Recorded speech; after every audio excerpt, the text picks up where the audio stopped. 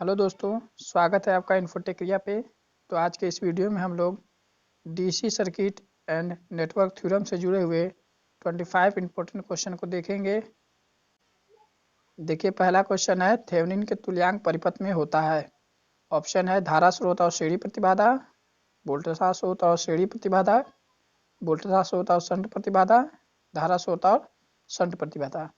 तो हम लोग जानते हैं कि थेवेनिन के तुल्यांक परिपथ में क्या होता है, एक वोल्टेज सोर्स होता है और उसके सीरीज में एक प्रतिबाधा होती है। तो इसी तरह इसका राइट आंसर हो जाएगा ऑप्शन नंबर बी। क्या हो जाएगा? ऑप्शन नंबर बी, वोल्टेज स्रोत और श्रेणी प्रतिबाधा। ऑप्शन नंबर हो जाएगा इसका राइट आंसर बी। अगला क्वेश्चन है एक नेटवर्क लोड प्रतिरोध को अधिकतम शक्ति पहुंचाता है जब पहला है नेटवर्क के नॉर्टन तुल्यांक प्रतिरोध से अधिक होता है, बी है नेटवर्क के थेवेनिन तुल्यांक प्रतिरोध के बराबर होता है, सी है स्रोत प्रतिरोध से कम होता है, डी है नेटवर्क के नॉर्टन तुल्य प्रतिरोध से कम होता है। तो अधिकतम शक्ति स्थानांतरण की कंडीशन में होता है आरटीएच बराबर आरएल। क्या होता है? आरटीएच बराबर आरएल। तो इसका ऑप्शन हो जाएगा, ऑप्शन नंबर क्या हो जाएगा? बी हो जाएगा। नेटवर्क के थेवेनिन तुल्यांक प्रतिरोध के बराबर आरएल का मान होता है। Option number B.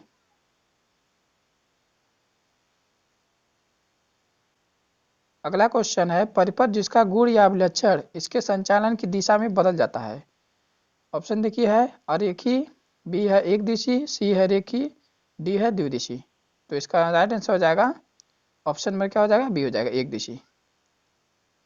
क्या हो जाएगा? एक दिशी। और जिसका गुणधर्म नहीं बदलता है तो उसका हो जाता है द्विदिशी, इसका बदल जाता है उसका हो जाएगा एक दिशी। ऑप्शन नंबर बी, जैसे कि डायोड।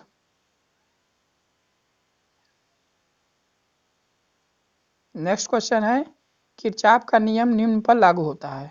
ऑप्शन ए है केवल निष्क्रिय नेटवर्क पर, बी है केवल एसी नेटवर्क पर, सी है केवल डीसी नेटवर्क पर, डी है एसी डीसी दोनों परिपथ पे। तो जो किरचॉफ का नियम है वह एसी और डीसी दोनों परिपथ पर लागू होता है। इस तरह इसका आंसर हो जाएगा ऑप्शन नंबर डी, एसी और डीसी दोनों परिपथ पर।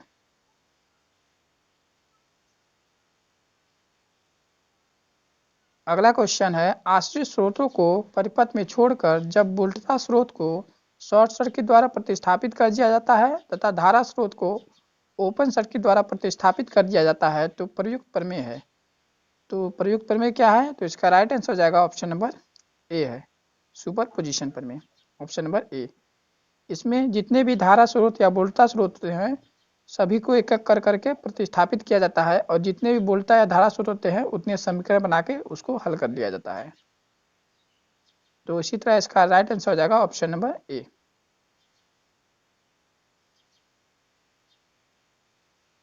अगला क्वेश्चन है शाखा परिपथ कभी भी कितने बिंदुओं के लिए प्रयोग नहीं होना चाहिए।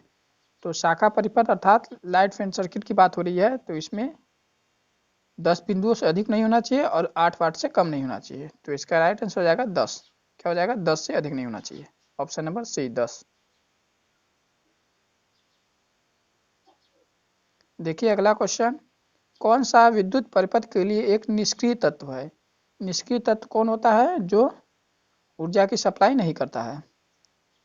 तो देखिए ऑप्शन है पहला है विद्युत धारा स्रोत, दूसरा है वोल्टेज स्रोत, तीसरा है प्रतिरोध, चौथा है बैटरी। तो इसका राइट आंसर हो जाएगा प्रतिरोध। क्या हो जाएगा? प्रतिरोध। ऑप्शन नंबर क्या हो जाएगा? सी, प्रतिरोध।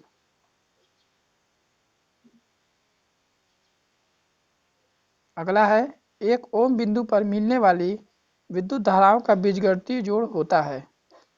तो एक ओम बिंदु पर या एक ही बिंदु पर मिलने वाली धाराओं का बीजगणितीय जोड़ क्या होता है? तो ये होता है शून्य, किरचॉफ के प्रथम नियम के अनुसार। क्या होता है? शून्य। Option number B.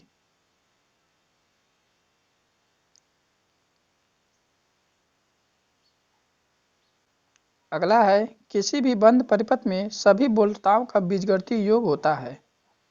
तो यहाँ बात हो रही है सभी वोल्टताओं का बीजगणितीय योग अर्थात किसी भी बंद परिपथ में जितने भी वोल्टेज स्रोत हैं उसका तथा उसमें जो वोल्टेज ड्रॉप होता है आई आर ड्रॉप, उसका बीजगणितीय योग क्या होता है?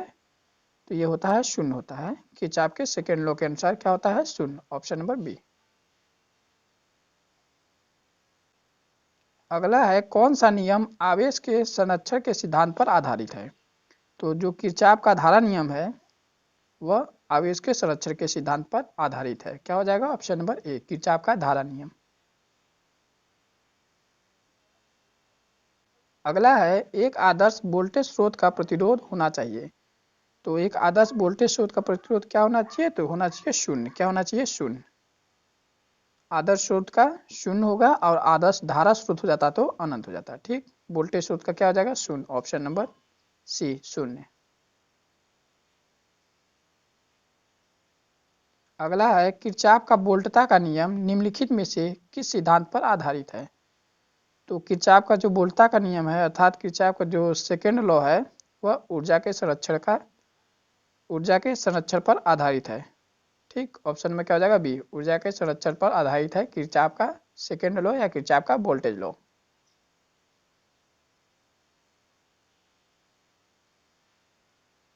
देखिए अगला है 4 नोड वाले रेखीय सर्किट में नोड विश्लेषण में नोडल समीकरणों की संख्या क्या होती है? तो नोडल समीकरण की संख्या बराबर हो जाएगी नोड माइनस 1 अर्थात 4 माइनस 1 बराबर 3। ऑप्शन में क्या हो जाएगा? सी हो जाएगा 3। Option number C, 3। अगला है एक अपरिवर्तनीय दिशा में चार्ज कणों का प्रवाह क्या कहलाता है? एक अपरिवर्तनीय दिशा मतलब एक ही दिशा में चार्ज कणों का प्रवाह। तो इसको क्या कहते हैं? इसको कहते हैं प्रत्यक्ष धारा। क्या कहते हैं? प्रत्यक्ष धारा या डायरेक्ट करंट। ऑप्शन में क्या हो जाएगा? बी, प्रत्यक्ष धारा या डायरेक्ट करंट। देखिए अगला है निर्भर स्रोतों को और क्या कहा जाता है? ऑप्शन देख लीजिए, अनियंत्रित स्रोत, समय प्रतिक्रिया वाले तत्व, स्थिर अवस्था वाले तत्व या नियंत्रित स्रोत। तो निर्भर स्रोत को क्या कहते हैं? नियंत्रित स्रोत भी कहते हैं। ऑप्शन नंबर क्या हो जाएगा? डी हो जाएगा, नियंत्रित स्रोत। Option number D.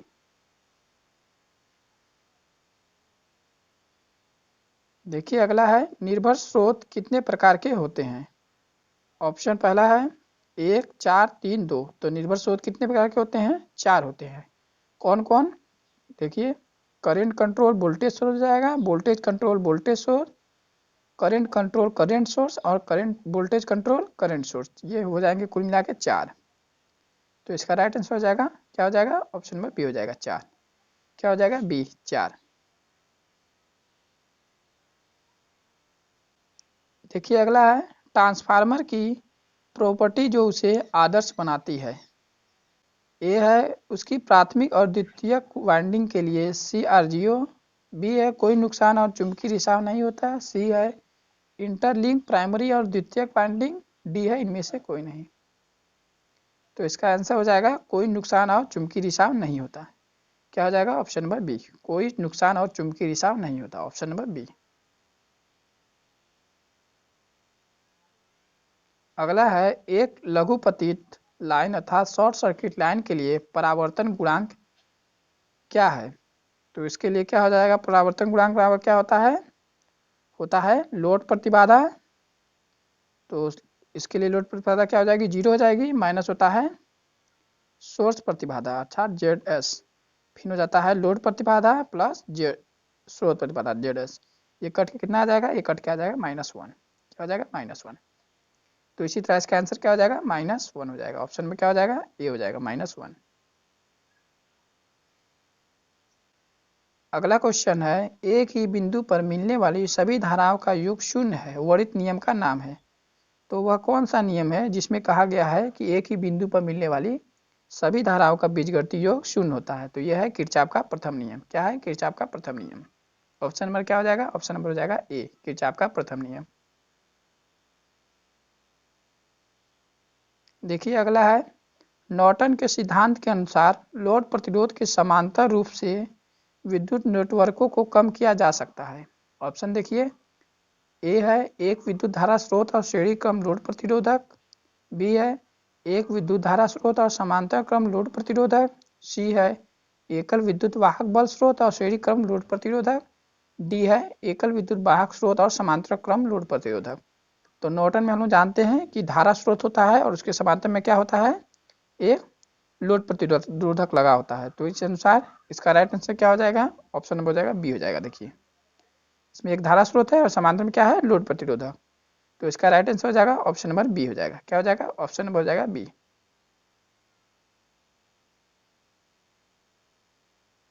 देखिए अगला है, तांबे के तार का प्रतिरोध 10 ओम है, इसे मूल लंबाई के 10वें भाग तक खींचा जाता है, तो इसका प्रतिरोध होगा। तो देखिए जो न्यू प्रतिरोध बराबर क्या होता है, तो नया प्रतिरोध बराबर क्या होता है, आर न्यू बराबर हो जाएगा N square upon N square into R होता है, क्या होता है एन स्क्वायर इंटू आर। तो नया प्रतिरोध क्या हो जाएगा, 10 गुना खींचा गया, मतलब अब 11 हो गया, पहले क्या था, पहले 10 था, तो इसका स्क्वायर जब करेंगे तो 121 अपॉन क्या आ जाएगा, 100 आ जाएगा, जब काटेंगे तो 12.1 आ जाएगा। ठीक, अब इसको हल करके दे सकते हैं, तो इसका आंसर क्या आ जाएगा, पहला आ जाएगा। क्योंकि मोबाइल से करने में थोड़ी दिक्कत हो रही है तो आप इसे कॉपी में कर लीजिएगा, इसका आंसर क्या आ जाएगा 12.1। देखिए किस तरह करेंगे, आर न्यू बराबर क्या होता है, एन स्क्वायर इंटू आर होता है। ठीक, उसके 10 भाग तक खींचा गया है, तो पहले 10 था, तो अब क्या हो जाएगा, 11 हो जाएगा, तो 11 अपॉन हो जाएगा 10, स्क्वायर करेंगे 11 के स्क्वायर 121 आ जाएगा, 10 का क्या आ जाएगा 100 आ जाएगा, जब डिवाइड करेंगे तो क्या आ जाएगा 12.1, और 12.1 क्या होगा, ओम होगा। ठीक, तो इसका राइट आंसर हो जाएगा, इसी तरह क्या हो जाएगा, पहला वाला हो जाएगा 12.1।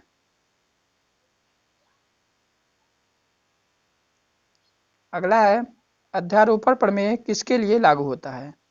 ऑप्शन देख लीजिए, केवल धारा पर, केवल वोल्टता पर, धारा और वोल्टता दोनों पर, धारा वोल्टता और शक्ति पर।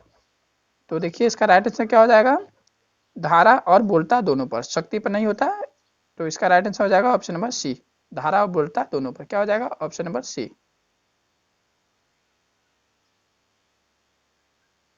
अगला है, निर्भर स्रोत क्या होता है। ऑप्शन देख लीजिए, ए है धारा स्रोत और वोल्टता स्रोत हो सकता है, बी है हमेशा वोल्टता स्रोत होता है, सी है हमेशा धारा स्रोत होता है, डी है नहीं धारा स्रोत न ही वोल्टता स्रोत। तो निर्भर स्रोत क्या होते हैं, आपको मैंने पहले ही बताया 4 तरह के होते हैं, और दोनों हो सकते हैं, क्या हो सकते हैं, धारा और वोल्टता दोनों हो सकते हैं। ऑप्शन में क्या हो जाएगा, ए।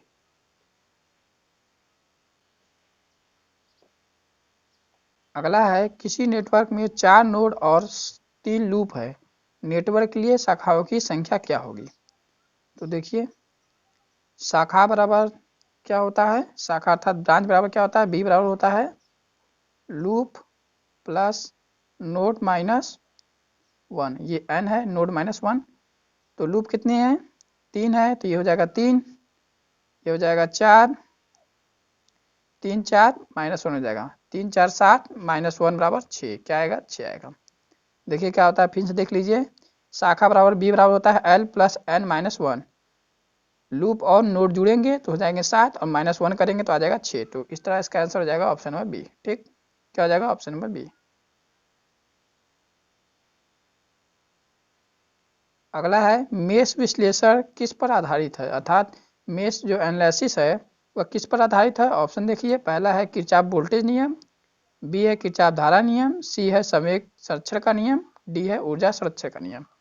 तो मेश एनालिसिस जो है वो किरचॉफ के वोल्टेज नियम पर आधारित है, क्या है वोल्टेज नियम पर, और जब नोडल पूछता है तो वो हो जाता है धारा नियम पर। ठीक, तो मेश विश्लेषण किस पे हो जाएगा, वो किरचॉफ वोल्टेज नियम, ऑप्शन नंबर ए।